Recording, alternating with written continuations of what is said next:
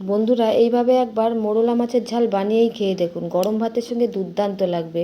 মাছটাকে ধুয়ে পরিষ্কার করে নিয়ে মাছের ওপর থেকে আমি কুচনো পেঁয়াজ, পেঁয়াজ বাটা, রসুন কাঁচা লঙ্কা বাটা, আদা বাটা, নুন, লঙ্কা, লঙ্কার গুঁড়ো, হলুদ, জিরের গুঁড়ো, ধনের গুঁড়ো আর উপর থেকে কাঁচা সর্ষের তেল ভালো করে দিয়ে তারপর হাত দিয়ে এরকমভাবে মিশিয়ে নিতে হবে কাঁচা মাছের মধ্যেই।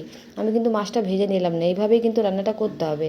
কড়াইতে সর্ষের তেল গরম করতে বসিয়ে দিয়ে মাছটাকে আমি দিয়ে অল্প সামান্য জল দিয়ে দিলাম। এবার একটু নেড়ে চেড়ে নিয়ে উপর থেকে আমি দিয়ে দিলাম অল্প সামান্য চিনি, এটা অপশানাল। তারপরে দিয়ে দেবেন কাঁচা লঙ্কা, চেরা কাঁচা লঙ্কা, টুকরো করা টমেটো দুটো আমি দিয়ে দিলাম। টমেটো একটু যদি বেশি দেন তাতে কিন্তু কোনো ক্ষতি নেই। তো 5 মিনিট ঢাকা চাপা দেওয়ার পরে খুলে নিয়ে দেখিয়ে দিচ্ছি বন্ধুরা কত সুন্দরভাবে মাছটা রান্না হয়ে গেছে।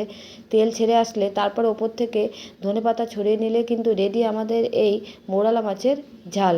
অবশ্যই একবার বানিয়ে খেয়ে দেখুন।